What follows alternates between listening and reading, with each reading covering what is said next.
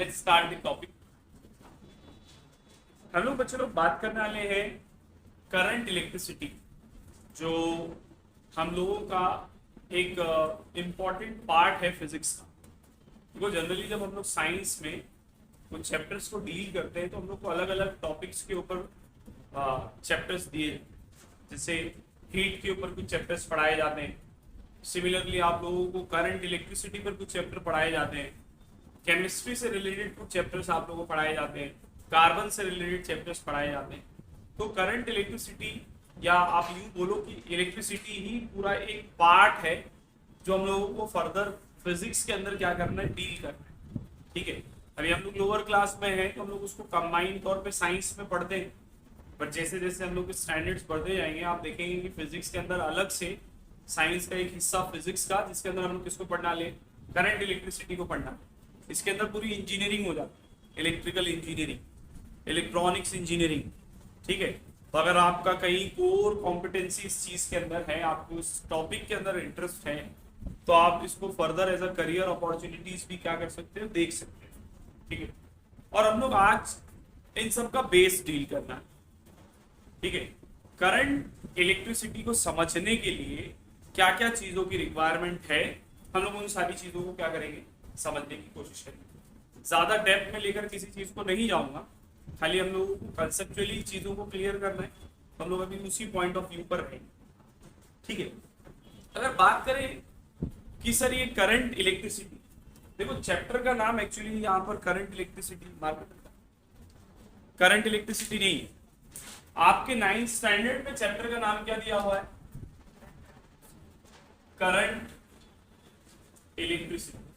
But actually में ना हम लोग जो आज डिस्कस करने वाले हैं वो है हिस्ट्री ऑफ करंट। क्या बच्चे लोग, हिस्ट्री ऑफ करंट। ठीक है, जैसा कि बात चल रही हिस्ट्री की, तो हम लोग आज ये देखने वाले हैं कि कहां से करंट के बारे में हम लोगों को नॉलेज गेन। ठीक है, स्टार्ट करता हूं सबसे पहले साइंटिस्ट से, जिसका नाम था थेल्स। ठीक है, तकरीबन आज से 2000 साल पहले थेल्स नाम का एक पर्सन था। उसने हम लोगों को एक इंफॉर्मेशन बताया था कि जब आप एम्बर को, एक पत्थर आता है एम्बर, जिसको ग्रीक में इलेक्ट्रॉन बोलते हैं, बट वो वाला इलेक्ट्रॉन नहीं जो आप पढ़ते हो, उसको ऐसा लिखते हैं ELEKTRON। एम्बर का मीनिंग था ग्रीक में, एक पत्थर होता है एम्बर, सुनेंगे आप। उसने बोला कि अगर एम्बर को आप बिल्ली की खाल पर रगड़ोगे तो उसके अंदर चार्ज क्या होता है, डेवलप, क्या डेवलप होता है, बट ये मैं बात कर रहा हूं आज से तकरीबन 2000 साल पहले। तो थेल्स को क्या लगा, ये सब जादू टोना है, मतलब चार्ज आता है। तो हम लोग ने बचपन में पढ़े थे कॉम वाला एक्सपेरिमेंट आप लोग, कि बाल अगर हम लोग कंघी से झाड़ते हैं उसके बाद उसको कहां पर लेकर जाते हैं, पेपर के पास, तो पेपर क्या होते थे, स्टिक हो जाते थे। तो उसने भी ऐसी कुछ जब देखा कि चार्ज जब एक दूसरे को अट्रैक्ट कर रहे हैं, तो उसके दिमाग में स्टैटिक इलेक्ट्रिसिटी का कंसेप्ट नहीं आया। उसने क्या बोला, ये कोई जादू टोना है, ये क्या है, जादू टोना। किसने, थेल्स। थेल्स के बहुत सालों के बाद एक साइंटिस्ट आया जिसका नाम था विलियम गिलबर्ट। क्या नाम था, चलो,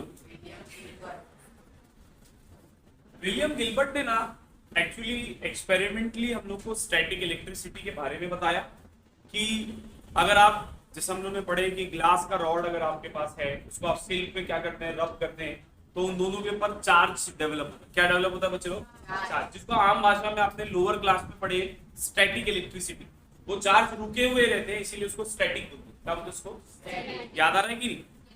तो वहां पर हम लोग ने स्टैटिक इलेक्ट्रिसिटी के बारे में पढ़े। तो ये जो कंसेप्ट था ना कि चार्ज डेवलप होता है रब करने पर, वो देखियो तुम लोग टीवी के स्क्रीन के पास हाथ को जब ऐसा लेकर जाते हैं तो हाथ के जो बाल रहते हैं वो खड़े हो जाते हैं, रोंगटे खड़े हो जाते हैं।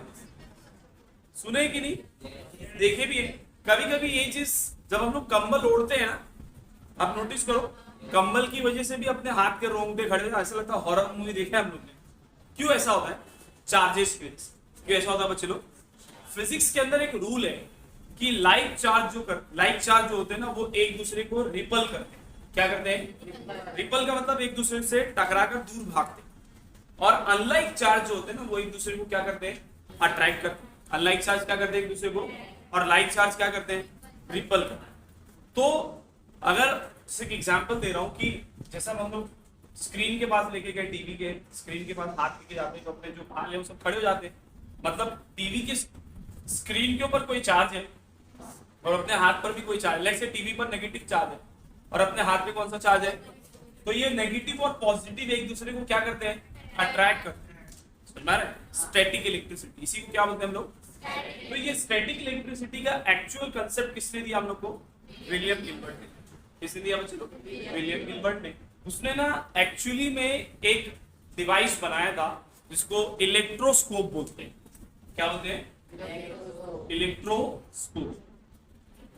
ये डिवाइस एक ऐसा डिवाइस था जो आपको बताएगा, इंडिकेटर एक एरो के जैसा सिंबल होता था उसके अंदर, ये हम लोग को बताता था कि जो गिवन चीज है उसके अंदर चार्ज है या नहीं। मतलब अगर आपको पता करना है कि कोई चीज के अंदर पॉजिटिव या नेगेटिव चार्ज है या नहीं है, तो ये आप किसकी मदद से पता लगा सकते हो, इलेक्ट्रोस्कोप की मदद से पता।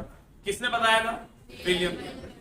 आफ्टर विलियम गिलबर्ट अभी तक के करंट के बारे में थोड़ी बहुत चीजें क्या हो रही थी, डेवलप हो रही थी।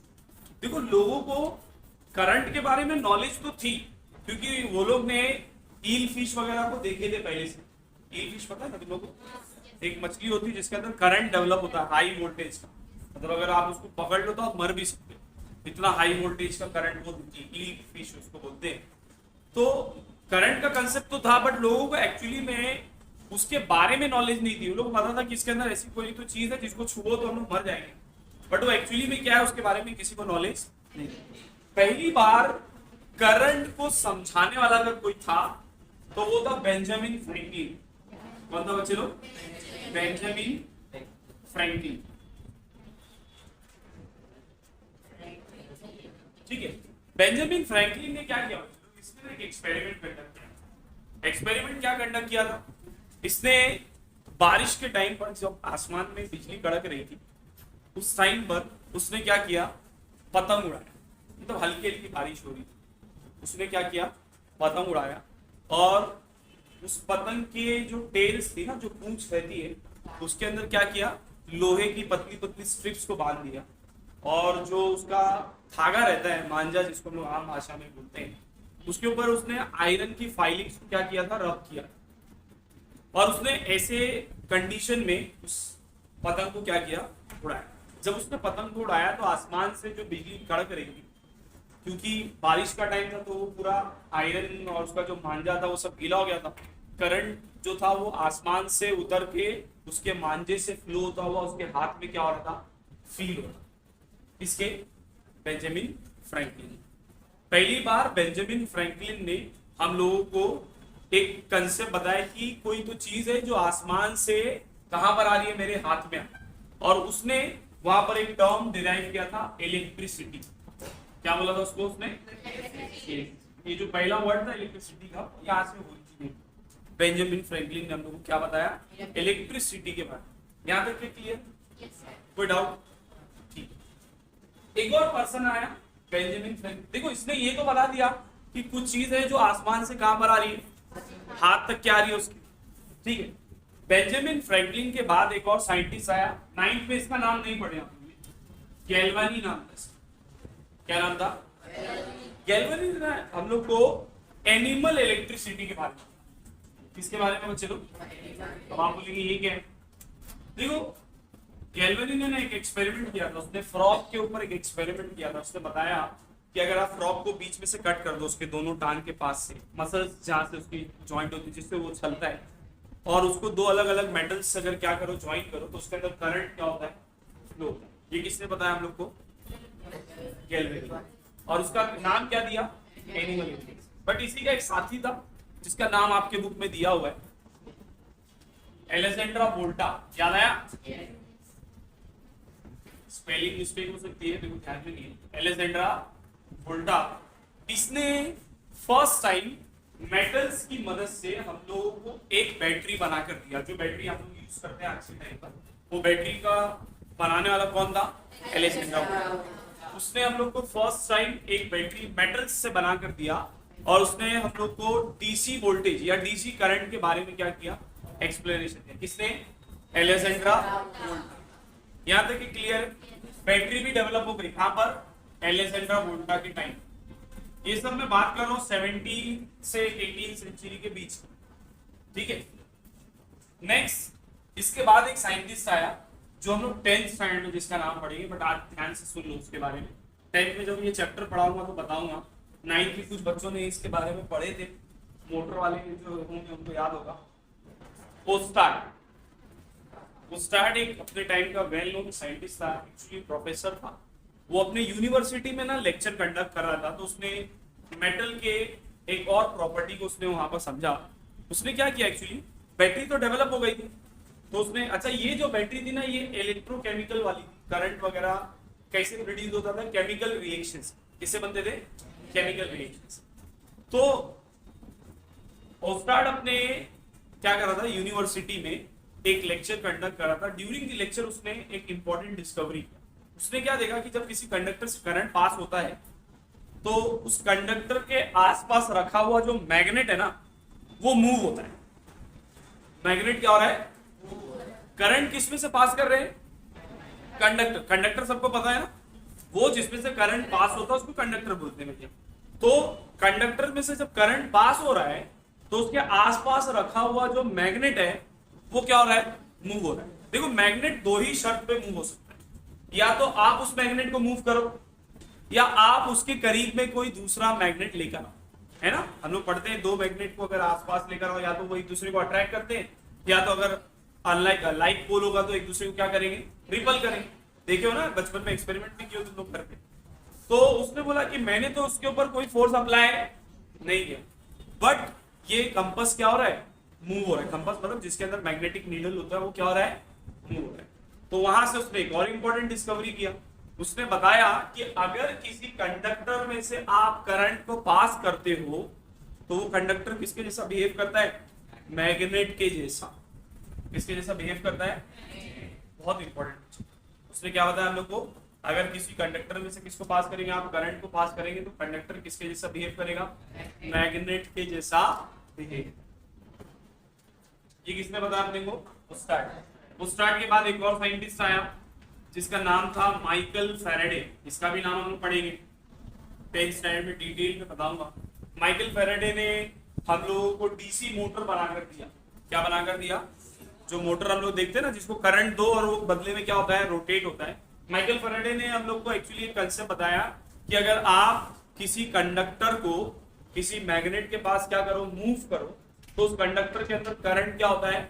इंड्यूस होता है। करंट क्या होता है? इंड्यूस होता है। इसको बोलते हैं फैराडे लॉ ऑफ इंडक्शन। पढ़ेंगे तुम लोग हायर स्टैंडर्ड में, अभी वहां पर नहीं जाऊंगा। फैराडे ने क्या बताया कि अगर कंडक्टर में से करंट क्या करो आप, सॉरी, कंडक्टर को किसी मैग्नेट के पास मूव करो तो इस कंडक्टर के अंदर करंट क्या होगा? इंड्यूस होगा। ये किसने बताया हम लोग को? Michael Faraday. क्लियर है? देखो अभी तक के मैंने जितने भी लोगों का नाम बताया हूं सब लोगों ने हम लोग को इलेक्ट्रिसिटी के बारे में थोड़ा बहुत कंसेप्ट बताए। और अगर आप ध्यान से देखो तो हर चीज आपस में क्या है? कनेक्ट है। वो चीज डिस्कवर्ड हुई तो उसके बाद कुछ और, उसके बाद कुछ और, इस तरीके से चीजें क्या होती गई? डिस्कवर्ड हो गई। इसके बाद एक फेमस साइंटिस्ट जिसका नाम आप लोग सभी जानते हैं, एडिसन। एडिसन का तो नाम पढ़े है ना, जिसने बल्ब बनाया था। तो एडिसन अपने टाइम का एक वेल नोन पर्सन था, वेल नोन साइंटिस्ट था। एडिसन की कंपनी थी जो अमेरिका के अंदर इलेक्ट्रिसिटी सप्लाई करती। किसको सप्लाई करती थी? आपको पता होगा Edison was the first person जिसने बल्ब बनाया था, और उसने वहां पर जब बल्ब बना लिया तो उसने अपनी कंपनी डाला था जहां पर वो लोगों को इलेक्ट्रिसिटी क्या करता था? सप्लाई करता। बट ये जो इलेक्ट्रिसिटी सप्लाई करता था ना, ये डीसी डायरेक्ट करंट। ठीक है, अभी मैं डायरेक्ट और अल्टरनेटिंग करंट पे डिस्टिंग्विश नहीं बताऊंगा, 10th में इसको डिटेल में समझेंगे। अभी फिलहाल के लिए समझो कि करंट का एक टाइप होता है जिसको हम लोग क्या बोलते हैं? DC current. उसको हम लोग डायरेक्ट करंट बोलते हैं। तो एडिसन की कंपनी जो करंट को सप्लाई करती थी बच्चों लोग, उसको हम लोग क्या बोलते हैं? DC current, direct current. अब इसके डायरेक्ट करंट के कुछ ड्रॉबैक्स। ड्रॉबैक ये है कि डायरेक्ट करंट को आप लॉन्ग ट्रांसमिशन के लिए यूज नहीं कर सकते। मतलब मान लो कि आपने पावर हाउस बनाए हैं जहां पर आप करंट बना रहे हो, आपको वहां से लेके पूरे इंडिया के अंदर अगर करंट भेजना है तो ये डीसी से पॉसिबल नहीं था। डीसी शॉर्ट ट्रांसमिशन के लिए अच्छा था, 2-3 किलोमीटर सप्लाई करना है तो ठीक है। हर 2-3 किलोमीटर के बाद आपको क्या करना पड़ेगा, एक पावर हाउस बनाना पड़ेगा जहां पर आप करंट बनाओ और फिर लोगों को क्या करो, सप्लाई करो। अच्छा, ये मैं कौन से एरा की बात कर रहा हूं, आज से तकरीबन 200-250 साल पहले की बात, ठीक है। एडिसन के कंपनी को एक साइंटिस्ट ने ज्वाइन किया जिसका नाम आज के टाइम पर बहुत फेमस नाम ही निकोला लिखने से समझ में आ गया होगा, निकोला टेस्ला। सुने हैं नाम? निकोला टेस्ला और एडिसन के बीच की वॉर की स्टोरी मैंने पहले भी शायद आप लोग को एक्सप्लेन किया हो, बट एक बार फिर से उजागर कर दूं। निकोला टेस्ला जो था ना बच्चे लोग, अपने टाइम पर बहुत ही ज्यादा शार्प और ब्रिलियंट माइंडेड पर्सन था निकोला टेस्ला, ठीक है। जब वो स्कूल लाइफ में था ना, तो वो अपने स्कूल लाइफ में कैलकुलस के प्रॉब्लम अपने दिमाग के अंदर ही सॉल्व कर देता। कैलकुलस मैथमेटिक्स का एक ब्रांच है, अभी तुम लोगों को पता नहीं है। जब आप लोग 11th-12th में आओगे तो जब मैं आपको मैथ्स पढ़ाऊंगा तब आपको वहां पर इंटीग्रेशन और डेरिवेटिव से मुलाकात करवाऊंगा मैं। वो प्रॉब्लम हम लोग बुक पे सॉल्व करते तो हम लोग को आता नहीं है, टेस्ला उसको माइंड में क्या कर देता था, सॉल्व कर देता, ठीक है। टेस्ला अपने टाइम का एक ब्रिलियंट पर्सन था और बचपन से ही उसको पढ़ने का बहुत ज्यादा शौक था, बट क्योंकि फैमिली बैकग्राउंड उतना स्ट्रांग नहीं था, वो बहुत मेहनत से बेचारा पढ़ाई किया।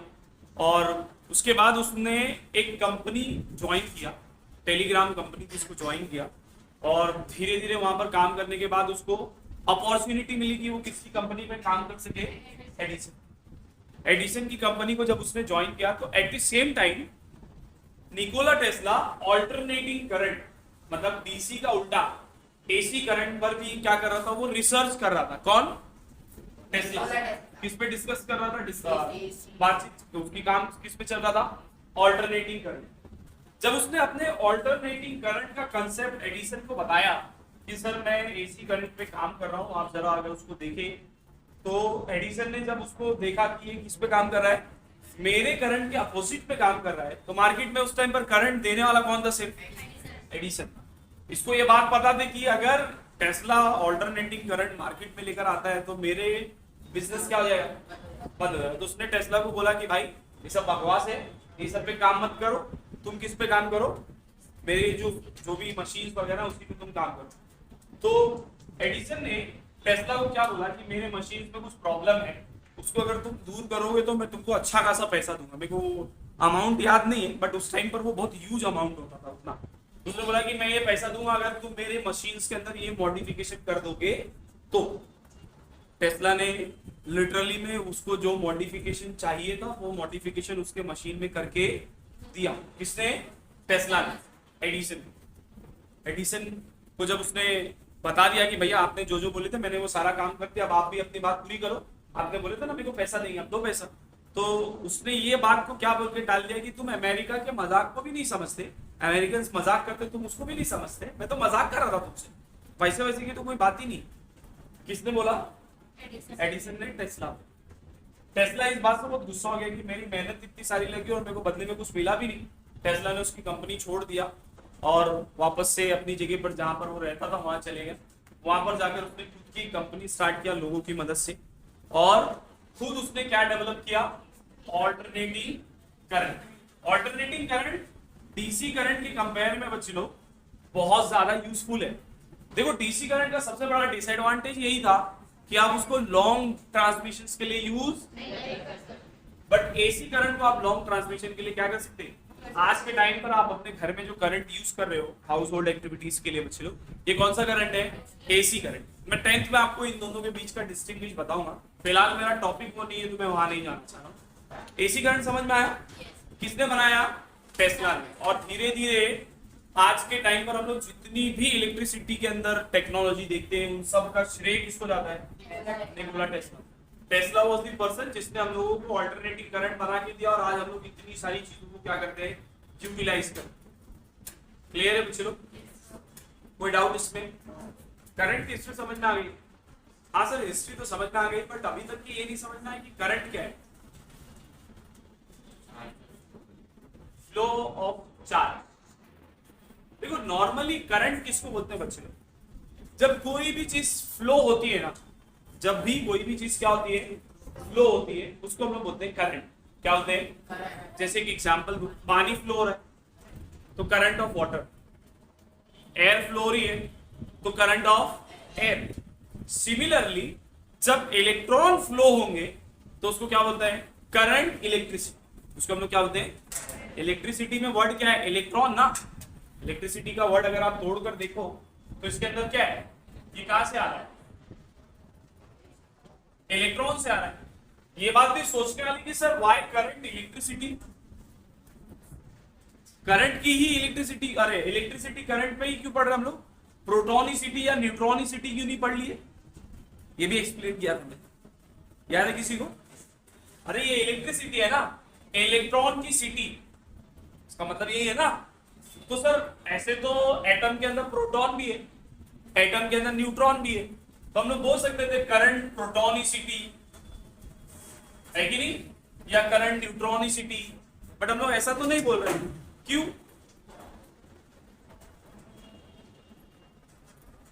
देखो प्रोटॉन और न्यूट्रॉन जो है ना वो न्यूक्लियस के अंदर है। कहां पर है? फ्लो कौन हो सकता है? इलेक्ट्रॉन। फ्लो कौन हो सकता है? लूजली बाउंड कौन है? इलेक्ट्रॉन्स ना। लूजली बाउंड कौन है? इलेक्ट्रॉन। हम लोग ने पढ़े ना वैलेंसी का कंसेप्ट, इलेक्ट्रॉन दे देता है, इलेक्ट्रॉन कौन करता है? इलेक्ट्रॉन देता कौन है भाई? मेटल्स ना। क्या दे रहे हैं? इलेक्ट्रॉन। क्या दे रहे हैं? प्रोटॉन और न्यूट्रॉन। मूव होने वाली चीज कौन है वहां पर? अरे फ्लो कौन हो रहा है? तो इलेक्ट्रिसिटी ही पढ़ेंगे ना, जो बहेगा उसी के बारे में पढ़ेंगे। तो भैया जब इलेक्ट्रॉन फ्लो होने वाला है इसीलिए हम लोगों ने क्या बोले? करंट इलेक्ट्रिसिटी, ना कि करंट प्रोटोनिसिटी। करंट का मतलब समझ में आ रहा है ना? जब भी कोई भी चीज फ्लो होती है उसको हम लोग क्या बोलते हैं? करंट। क्लियर है? प्रोटॉन और न्यूट्रॉन नहीं बहते, इसके लिए प्रोटोनिसिटी और न्यूट्रॉनिसिटी के बारे में हम लोग कोई डिस्कशन नहीं। क्लियर? यहां तक के कंसेप्ट क्लियर है? अब जरा मैं इसको रब करके कुछ बेसिक टर्मिनोलॉजीज को एक्सप्लेन करूं जो हम लोग को आगे के स्टैंडर्ड्स में यूज होगी बच्चे लोग। अब जरा यहां पर ध्यान से देखिए।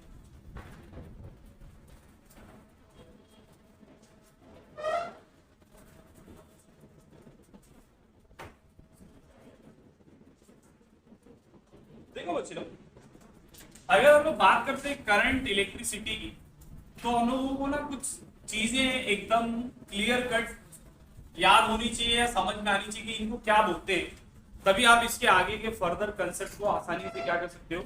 समझ। थोड़ा ध्यान से देखो, कुछ टर्म्स लिख रहा हूं, ये पढ़ा चुका हूं, वो अलग बात है कि आपको याद ना हो, ठीक है, बट पढ़ाया हूं। एक टॉपिक तो हम लोगों ने पढ़े थे पोटेंशियल डिफरेंस, याद है? सिमिलरली हम लोगों ने एक टॉपिक पढ़े थे इलेक्ट्रिसिटी या करंट, याद है? और एक टॉपिक पढ़े थे रेजिस्टेंस। तीनों याद है? ठीक है, अब जरा इसको समझाने की वापस से एक बार कोशिश करता हूं।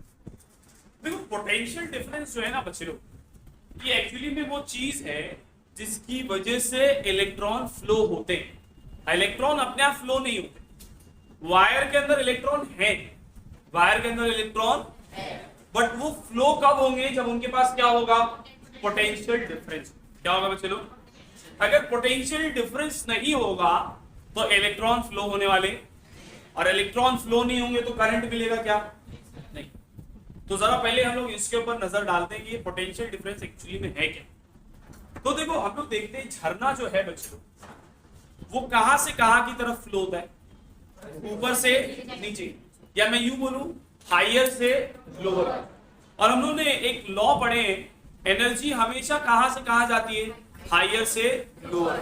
मतलब जहां पर पोटेंशियल ज्यादा होता है वहां से जहां पर पोटेंशियल कम होता है वहां पर एनर्जी क्या हो जाती है? ट्रांसफर हो जाती है। हाँ या ना भाई? सच बोल रहा हूं ना?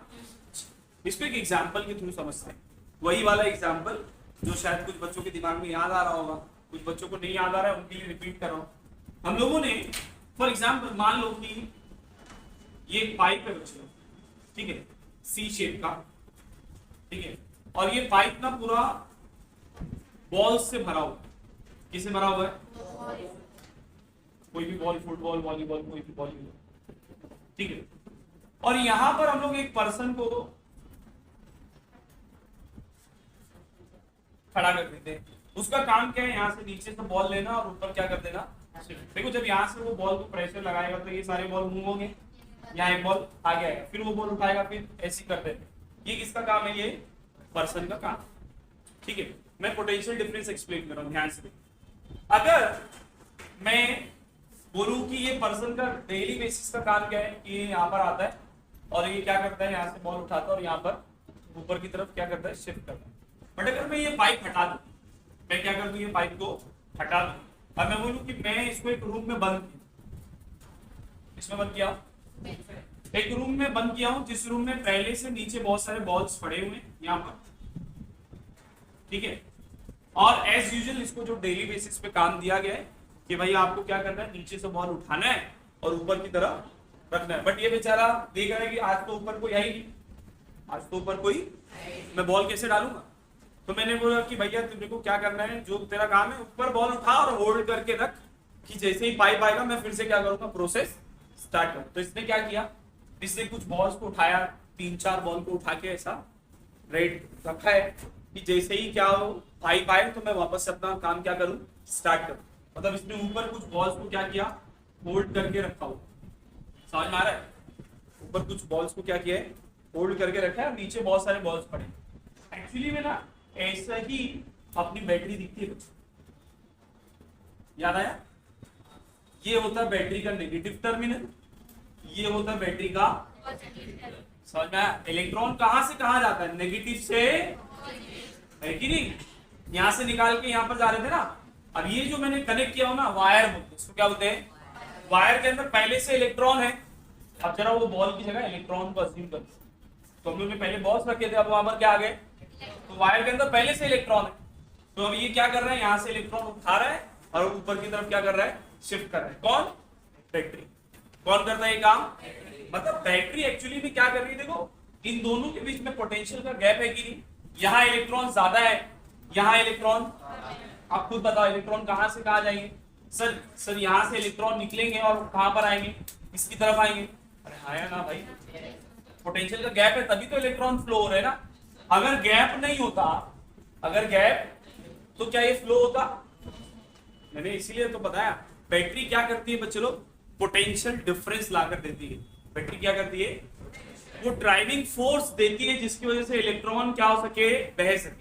मतलब अगर सिर्फ वायर है तो करंट फ्लो होने वाला, करंट को फ्लो कराना है तो we need what, potential difference. और वो पोटेंशियल डिफरेंस हम लोग को कौन देता है, बैटरी देती है। कौन देता है बच्चे लोग, समझ आया। जैसे आप लोग देखते हो टांकी के अंदर से पानी जब उतारना रहता है अपने को, तो हम लोग सिंपल नल खोल देते हैं, पानी अपने आप क्या हो जाता है, आ जाता है। आपने कुछ किए, क्यों सर, ऊपर टांकी थी, हायर लेवल पे थी, वहां पानी ज्यादा था, और यहाँ पर अपने आप पानी क्या हो गया, फ्लो कर आ गया। तो याद है आप लोग को बुक में एक एक्सपेरिमेंट दिया था कि मान लो यार 2 टेबल है, यहाँ पर दोनों के बीच में थोड़ा सा लेवल का क्या है, डिफरेंस। मैं इन दोनों को पाइप से कनेक्ट कर देता और यहाँ पर पूरा पानी भरा हुआ है और ये पूरा खाली है, तो इसमें से पानी क्या होगा, फ्लो कर इसमें आएगा ना। कब तक के, जब तक के सर इसका लेवल इस पाइप के बराबर, सही है ना। तो ऐसी ये इलेक्ट्रॉन फ्लो होता रहेगा, कब तक के, जब तक के दोनों के बीच में डिफरेंस है। जब वो डिफरेंस क्या हो जाएगा, खत्म, तो करंट भी फ्लो होना क्या हो जाएगा। तो बच्चे लोग अपने घर के अंदर हम लोग जब बोलते हैं ना कि करंट आ रहा है, तो एक्चुअली में आप देखो अपने घर के ऊपर या डिवाइसेस के ऊपर लिखा रहता है 20 वोल्ट 30 वोल्ट। हम लोग के घर में 220 वोल्ट आता है। कितना आता है, मतलब कितने का डिफरेंस है, 220 वोल्ट का डिफरेंस है। ट्रांसफार्मर में वोल्टेज ज्यादा है, ट्रांसफार्मर में वोल्टेज, आपके घर में वोल्टेज। अब बताओ करंट कहां से कहां जाए, हायर टू, ऊपर से नीचे नहीं बोलना। बोले सर 4 माले पे मैं ना, तो मेरे घर से करंट उतर, नहीं भैया, higher to lower, higher to. तो ट्रांसफार्मर से करंट कहां जाएगा, समझ में आया। अब मान लेते हैं आपका पंखा है, एग्जांपल दे रहा हूं, आपका पंखा 100 वोल्ट पे चलता है, कितने वोल्ट पे, तो हम लोग अपने घर में करंट कितना आ रहा है, 220, पंखे में कितना आ रहा है, तो 200 से 220 से कहां पर आएगा, हायर टू। समझ में आ रहा है कि नहीं भैया, कोई दिक्कत, पक्का समझ में आ गया। पोटेंशियल डिफरेंस क्या है सर, ये वो चीज है जिसकी वजह से इलेक्ट्रॉन फ्लो होंगे। क्लियर। अब सर ये तो डेफिनेशन वाइज हो गया ना, बट अगर मैं इसको स्टेटमेंट के फॉर्म में या मैथमेटिकल फॉर्म में लिखना चाहूं तो मैं कैसे लिखूंगा? तो देखो, हम लोग को इलेक्ट्रॉन को उठाकर यहां से यहां लेकर आने में कुछ काम करना पड़ेगा ना, कुछ वर्क करना पड़ेगा, तभी वो चार्ज या इलेक्ट्रॉन क्या होगा, यहां से यहां क्या होगा, फ्लो होगा। तो पोटेंशियल डिफरेंस का फॉर्मूला ही है, पोटेंशियल डिफरेंस को V से लिखते हैं। किससे लिखते हैं बच्चे लोग? इसका फॉर्मूला है amount of work done required to move a charge. Charge को Q से लिखते हैं, वर्क को W से। तो आपको कितना काम करना पड़ेगा एक चार्ज को एक एंड से उठाकर दूसरे एंड पर लेकर जाने के लिए, इसी को हम लोग क्या बोलते हैं? Potential difference. क्या बोलते हैं इसको? पोटेंशियल डिफरेंस की यूनिट जो है ना बच्चों लोग, अगर यहां पर से देखो तो वोल्ट, वर्क की यूनिट क्या होती है? वर्क यूनिट क्या होती है? और चार्ज की यूनिट होती है कूलम। चार्ज की यूनिट क्या होती है? तो एक यूनिट तो जूल पर कूलम है, एक यूनिट क्या है? और दूसरी एक यूनिट आप बना सकते हो, क्योंकि मैंने आपको कुछ देर पहले अभी बताया था एलेक्जेंड्रा वोल्टा पहला ऐसा पर्सन था जिसने हम लोग को बैटरी बनाकर दिया था, इसीलिए उसके ऑनर में हम लोग इसकी एक और यूनिट रखते हैं, वोल्ट रखते हैं। तो आप पोटेंशियल डिफरेंस की यूनिट वोल्ट भी बोल सकते हो या जूल पर कूलम। समझ में आया? पोटेंशियल डिफरेंस का मतलब मैथमेटिकली क्या है? एक चार्ज को उठाकर एक एंड से दूसरे एंड पर लाने के लिए कितना काम करना पड़ेगा, इसी को हम लोग क्या होते हैं? Potential. Amount of work done required to move a charge from one terminal to. Clear? समझ में आया कि नहीं भैया? कोई दिक्कत? अब जरा एक चीज लिखो मत, आराम से, चलो लिख लो। नेक्स्ट टॉपिक पर आता हूं बच्चों। देखो, हम लोग ने अभी क्या पढ़े कि वायर के अंदर तो इलेक्ट्रॉन पहले से है, वायर के अंदर इलेक्ट्रॉन पहले से है। फर्क क्या है? जब तक कि इसको बैटरी आप अप्लाई नहीं करते हो ना, इलेक्ट्रॉन जो है ना वो रैंडमली इधर इधर उधर उधर क्या होते रहते, मूव होते रहते, रैंडम डायरेक्शन में, उनका कोई डायरेक्शन। बट जैसे ही आप इसको किससे कनेक्ट कर दोगे? बैटरी से। ये बैटरी का सिंबल होता है बच्चों, ठीक है? बैटरी में ये छोटे छोटे 3-4 ऐसा बनाते हैं, बड़ा वाला पॉजिटिव टर्मिनल है, छोटा वाला, ठीक है? सेल रहेगा तो सिर्फ एक बड़ा और एक, तो बड़ा वाला पॉजिटिव, छोटा वाला, ये सेल के लिए सिंबल है, और बैटरी के लिए ये सिंबल है, बड़ा वाला टर्मिनल पॉजिटिव, छोटा वाला टर्मिनल। अब जैसे ही आप बैटरी अप्लाई करते हो, मतलब बैटरी लगा रहा हूं, मतलब क्या दे रहा हूं? Potential difference. क्या दे रहा हूं भाई? तो हम लोग को पता है अब इलेक्ट्रॉन्स क्या होने लगेंगे? फ्लो होना स्टार्ट होंगे। कहां से? नेगेटिव से। तो इलेक्ट्रॉन्स क्या होते हैं? फ्लो होते हैं। इलेक्ट्रॉन्स क्या होते हैं बच्चों लोग? फ्लो। नेगेटिव से कहां पर? ऑलवेज रिमेंबर, साइन कन्वेंशन बता रहा हूं, flow of electron, flow of electron कहां से कहां पर है? Negative to positive. But flow of current जो है ना, उसका हम लोग डायरेक्शन कहां से कहां लेते हैं बच्चे लोग? Positive to negative. मतलब करंट का डायरेक्शन आप कहां बताएंगे? प्लस से माइनस। बट एक्चुअली में करंट कहां से फ्लो हो रहा है? सॉरी, इलेक्ट्रॉन कहां से फ्लो हो रहे हैं? Negative to positive. समझ में आया? So what is current? Sir, current को हम लोग आई से लिखते हैं। किससे लिखते हैं? आई से। करंट का फॉर्मूला होता है rate of flow of charge. Current का फॉर्मूला क्या होता है? अब मैंने आपको हमेशा बताया हूं, जब भी रेट सुनेंगे मतलब डिनोमिनेटर में टाइम, डिनोमिनेटर में क्या है? टाइम। तो जब भी रेट सुनेंगे तो डिनोमिनेटर में क्या आ जाएगा? तो मैंने क्या बोला? Rate of flow of charge. Charge बोले तो क्यू, चार्ज बोले तो क्यू बाई टी को हम लोग क्या बोलते हैं? करंट।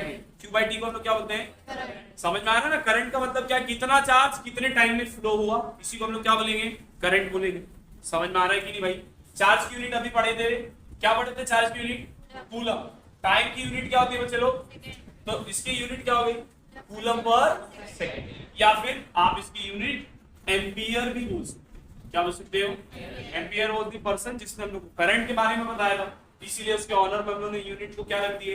एम्पियर। क्लियर? अरे कोई दिक्कत? दो चीज क्लियर है। पोटेंशियल डिफरेंस क्या है? सर, पोटेंशियल डिफरेंस वो चीज है जिसकी वजह से करंट या इलेक्ट्रॉन क्या होंगे? फ्लो। देखो, बिजली आसमान से जमीन पे आती है ना, क्यों आती है? क्योंकि सर आसमान का पोटेंशियल डिफरेंस ज्यादा है और जमीन का पोटेंशियल डिफरेंस क्या है? हम हाइयर से, तो आसमान से बिजली कहां चली आई? आप लोग देखते हो ना, करंट हमेशा फ्लो होता है। आपको शॉक जब लगता है, करंट तो फ्लो होने वाली चीज है ना, आपके बॉडी में रुकता, अल्लाह ना करे किसी को लगे, बट करंट जब लगता है तो बॉडी में से कहीं तो जा रहा है ना।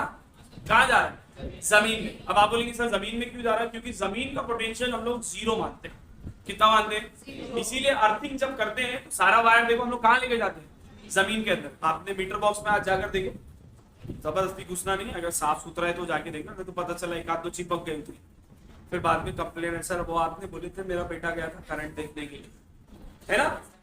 तो ऐसा नहीं करना। मैंने बोला था मैं करंट फील करवा सकता हूँ, करंट देखे थे हम लोग ने रियल लाइफ में, मैंने आपको करंट दिखाया था, कहाँ देखे थे करंट? अरे बिजली क्या है? आसमान से जो बिजली आती है वो क्या है? करंट है। मैंने आपको बताया, आप जब पोल्स को देखते हो, जो बिजली के खंभे होते हैं, कभी कभी देखो उसमें स्पार्क दिखता है ना, दो टर्मिनल के बीच में स्पार्क दिखता है ना, वो स्पार्क क्या है? करंट है। आप अपने घर में देखो कभी कभी शॉर्ट सर्किट होता है, ब्लास्ट होता है, चिंगारी निकलती है, वो क्या है? करंट है। समझ में आ रहा है? अरे हाँ या ना? देखो नॉर्मली करंट को फ्लो होने के लिए कोई चीज चाहिए, जैसे अभी अपने घर के अंदर जो करंट फ्लो हो रहा है, ये जो एसी चल रहा है, लाइट फैन सब चल रही है, ये क्यों चल रही है? क्योंकि उसमें वायर्स में क्या फ्लो हो रहे हैं? करंट। तो करंट को फ्लो होने के लिए, इलेक्ट्रॉन्स को फ्लो होने के लिए रास्ता है ना, वायर। अच्छा मैंने अभी बताया इलेक्ट्रॉन क्यों फ्लो होते हैं, जब उनके बीच में क्या होता है? Potential difference. मान लो अगर आप दो टर्मिनल को ऐसे रखते हो बच्चे लोग, और इन दोनों को कनेक्ट नहीं किया मैंने वायर से, कभी कभी पोटेंशियल डिफरेंस इतना ज्यादा हो जाता है ना कि इलेक्ट्रॉन यहां से उड़ के यहाँ पे चले जाता है, जंप करता है। हाँ सीरियसली में वो क्या करता है, और जब वो जंप करता है तो वो स्पार्क के फॉर्म में अपने को दिखता है। तो एक्चुअली में आपने किसको देखे? करंट को देखे। अब इससे भी ज्यादा अगर आपको देखना है तो फिर एक ऐसा एक्सपेरिमेंट जो सभी लोग नहीं, जिसको भरोसा नहीं है तो बोर्ड पे उंगली डाल के देख, फील हो जाएगा करंट। आप लोग को डालना नहीं, नहीं तो बाद में बोलेंगे सर आपकी वजह से हम लोग मर गए। ठीक है, कोई नहीं है, खासतौर से ऑनलाइन वाले जो देखने वाले हैं, बाद में नहीं तो मेरे ऊपर केस मारेंगे कि सर ने बोले थे बोर्ड पे उंगली डालना। मजाक करो, सीरियस मत हो जाना। क्लियर? तो लोग इलेक्ट्रो करंट को देखते हैं बच्चे। What is current? Rate of flow of charge, या आप यूं बोलो चार्ज अपॉन। क्लियर है? करंट क्लियर बच्चे लोग? ठीक है, लास्ट टॉपिक डिस्कस करते हैं, रेजिस्टेंस। देखो जब करंट फ्लो होता है ना, तो करंट को कुछ चीज क्या करती है? अपोज करती है। क्या करती है? अपोज करती है। इसको हम लोग क्या बोलते हैं? रेजिस्टेंस। क्या बोलते हैं बच्चे लोग? रेजिस्टेंस। जो करंट को फ्लो होने से रोकने की कोशिश करता है उसको हम लोग क्या बोलते हैं? रेजिस्टेंस। रेजिस्टेंस को हम लोग कैपिटल आर से लिखते हैं। यहां पर एक लॉ पढ़ा दूं, हम लोग को पढ़ना ही है, 9th में पढ़े भी आप लोग इसको, ओम्स लॉ। याद आया? ओम्स लॉ ने क्या बोला था? अगर आप कुछ कंडीशंस को फिक्स कर दो, कांस्टेंट कर दो, मतलब उनको अगर चेंज ना करो, जैसे मटेरियल, मतलब जिस चीज का आपका कंडक्टर है, temperature, length of the conductor, अगर ये सारी चीजों को आप क्या कर दो? फिक्स कर दो, तो उस केस में आपका जो पोटेंशियल डिफरेंस है वो डायरेक्टली प्रोपोर्शनल होगा किससे? करंट से। पोटेंशियल डिफरेंस डायरेक्टली प्रोपोर्शनल किससे होगा बच्चे लोग? करंट से। मैंने इसका एग्जांपल भी आपको दिया था। मान लो आपके पास एक बिल्डिंग है जो 7 फ्लोर की, कितने माले की है? इस बिल्डिंग के ऊपर टॉप पर एक टाकी रखी हुई, इस बिल्डिंग पर टॉप पर एक टाकी रखी हुई, और एक बिल्डिंग है जो 4 माले की, ठीक है, ये कितने माले की है? इस पे भी टाकी रखी है। मैं इन दोनों टाकी में ना सेम हाइट पर क्या कर देता हूं? होल कर देता हूं। इन दोनों पर क्या कर देता हूं? दोनों में से पानी गिरेगा। अब आप बताओ कि किसमें ज्यादा स्पीड से पानी गिरेगा? 7 माले में, क्योंकि सर इसकी हाइट क्या है? इसकी हाइट क्या है? तो ज्यादा स्पीड से पानी किस पे गिरेगा? 7 माले वाले पर। इस पे कम स्पीड। अरे हाँ या ना? देखो हाइट का मतलब डिफरेंस, जमीन से कितना डिफरेंस है, इसी को बोलते हैं ना हाइट। तो यहाँ पर आप इस हाइट को कोरिलेट कर सकते हो किससे? Potential difference. किससे? अरे जो पानी बह रहा है, पहले क्या बोलते हैं? करंट। तो आप इसको कोरिलेट किससे कर सकते हो? करंट से। तो आप देखो V ज्यादा, करंट ज्यादा, V कम, करंट। सही बोल रहा हूँ कि नहीं भाई? तो ओम्स लॉ ने हम लोग को क्या बोला कि अगर पोटेंशियल डिफरेंस ज्यादा होगा तो करंट भी क्या होगा? ज्यादा। हम बोलता है बे गजब बच्चे, ज्यादा ज्यादा बताओ, फिर बोलता कम है। V ज्यादा तो I ज्यादा। डायरेक्टली प्रोपोर्शनल का मतलब ही यही है कि अगर एक चीज ज्यादा है तो दूसरी चीज भी क्या होगी?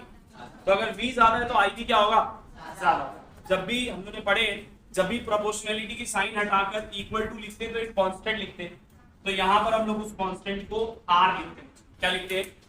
Where R is what? Resistance. R क्या है? और मैंने बताया रेजिस्टेंस क्या है, it is the property of material which try to oppose flow of current.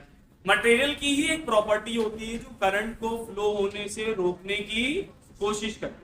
देखो वायर के अंदर कोई बैठा नहीं है इलेक्ट्रॉन को पकड़ लेगा, तेरे को जाने नहीं दूंगा, ऐसा कोई नहीं हुआ। अब आप बोलेंगे फिर कैसे रुक रहा है भैया, एकदम सिंपल सा लॉजिक है। मान लो कि ये वायर है बच्चों, अब इस बात को समझो, अगर ये वायर है और इसके अंदर से इलेक्ट्रॉन्स क्या हो रहे हैं, फ्लो हो रहे हैं, तो आपको नहीं लगता है कि दो इलेक्ट्रॉन आपस में टकराएंगे या इसके वॉल से टकराएंगे जिससे फ्लो हो रहे हैं वो लोग? अरे हाँ है ना। तो जब टकराएंगे तो रुकेंगे ना। आप समझ रहे कि नहीं, एक बच्चा यहाँ से भागते हुए आ रहा है और वो दीवार से टकरा गया तो उसकी स्पीड बढ़ जाएगी क्या? रुकेगा ना वो। तो उसकी स्पीड क्या हो रही है, रुक रहा है। क्या हो रहा है वो, इस रुकने को ही तो रेजिस्टेंस बोल रहे हैं। तो यहाँ पर कोई खड़ा नहीं, आदिल सर नहीं है यहाँ, मैंने आदिल सर पकड़ लिए थे इलेक्ट्रॉन, नहीं भैया, वहां पर कोई रोकने के लिए इलेक्ट्रॉन आपस से टकराते हैं और जिस कंडक्टर से फ्लो हो रहे हैं उस वॉल से क्या करते हैं, टकराते हैं, जिसकी वजह से उनकी स्पीड क्या होती है, स्लो। इसी को हम लोग क्या बोलते हैं, रेजिस्टेंस। क्या बोलते हैं इसको? So what is resistance? It is the property of material which try to oppose flow of current. रोक नहीं देता है, रोकने की कोशिश करता है। नहीं तो बाद में बोलेंगे सर आपने तो बोल दिया रोक दिया, रोक दिया तो फिर कैसे करंट आया, है कि नहीं? करंट कब होगा, जब इलेक्ट्रॉन फ्लो होगा तब ना। तो ये रोकने की कोशिश करता है, इस बात को ध्यान रखें। अब अगर आपको बोलूं बच्चे, जैसे इस रूम में आप जब एंट्री करते हो, दरवाजे की अगर साइज में छोटी कर दूं, चूहे की बिल की जैसी बना दूं, और बोलूं कि नहीं इसी में से आने का आपको क्लास में, आप बताओ आप आसानी से आ पाओगे? मतलब सर अगर एरिया कम होगा तो रेजिस्टेंस, रुकावटें क्या होगी, ज्यादा। तो अपने को एक बात तो समझ में आई कि रेजिस्टेंस और एरिया के बीच में कौन सा रिलेशन है, इनवर्स का। एरिया ज्यादा तो मैं आसानी से आ जा सकूंगा, एरिया कम तो रेजिस्टेंस समझ में आया? दोनों के बीच में कौन सा रिलेशन है, इनवर्स। अच्छा मैं क्या बोल रहा हूँ कि मैंने अभी सिर्फ दरवाजा बताया, दरवाजा तो बहुत छोटा है ना, दरवाजे का साइज जो है वो तो कुछ थिकनेस का है। बट अगर मैं बोलता हूँ नहीं ग्राउंड फ्लोर से लेके 4th फ्लोर तक के मैं वैसे ही बना देता हूँ पूरा रास्ता, मतलब इतने सा डायमीटर होगा चूहे के बिल के जैसा, ग्राउंड फ्लोर से लेके कहां तक के, 4th फ्लोर तक। आप बताओ दिक्कत ज्यादा होगी ना? अच्छा मैं बोलता नहीं आज आपकी क्लास 2nd फ्लोर पे ही है, 2nd फ्लोर पे, तो आप बोलेंगे अरे वाह आज हम लोग को ज्यादा रेंगना नहीं पड़ेगा। अरे हाँ कि नहीं? क्योंकि सर अभी लेंथ क्या हो गई, 4 माले पे आना है तो लेंथ क्या है, और 2 माले पे जाना है तो लेंथ, अरे हाँ कि ना? मतलब सर अगर लेंथ कम तो रेजिस्टेंस भी, और लेंथ ज्यादा तो रेजिस्टेंस, समझ में आ रहा है कि नहीं बच्चों? तो हम लोग को ये भी समझ में आया कि रेजिस्टेंस और लेंथ में कौन सा रिलेशन है, डायरेक्ट का। कंबाइन कर दो तो कुछ ऐसा हो जाएगा, हाँ या ना? Directly proportional to length, inversely proportional to. प्रोपोर्शनलिटी की साइन हटा दे तो यहाँ एक कांस्टेंट आता है जिसको हम लोग रो से लिखते हैं, ग्रीक वर्ड है RHO रो, रेजिस्टिविटी पढ़ते हैं। क्या पढ़ते हैं यहाँ पर, पढ़ते क्या है इसको, रेजिस्टिविटी। क्या पढ़ते हैं? और ये ग्रीक वर्ड में हम लोग इसको जैसे अल्फा बीटा गामा पढ़े थे, वैसे इसको क्या पढ़ते हैं, रो पढ़ते हैं। क्लियर? अरे हाँ या ना बच्चों, कोई दिक्कत? तो हम लोगों ने देखे कि रेजिस्टेंस का फॉर्मूला क्या होता है, रो L बाय A। हम लोगों ने पोटेंशियल डिफरेंस करंट और रेजिस्टेंस के बीच में ओम्स लॉ पढ़ लिए, V = IR, यहाँ लिखा हुआ है V = IR, रिलेशन याद रहेगा। These are the basic terms जो हम लोगों को पता होना चाहिए करंट इलेक्ट्रिसिटी पढ़ने से पहले। क्लियर बच्चे लोग? आई होप आप लोगों को कंसेप्ट क्लियर हो गया। हम लोगों ने चैप्टर की स्टार्टिंग स्टोरी से की है। मैंने आज आप लोगों को 2000 साल पहले थेल्स की स्टोरी से स्टार्ट कर निकोला टेस्ला पर लाकर क्या किया, उस स्टोरी को एंड किया। समझ में आया? टेस्ला वाज द पर्सन जिसकी वजह से आज हम इतनी सारी इलेक्ट्रिसिटी को क्या कर रहे हैं, एंजॉय।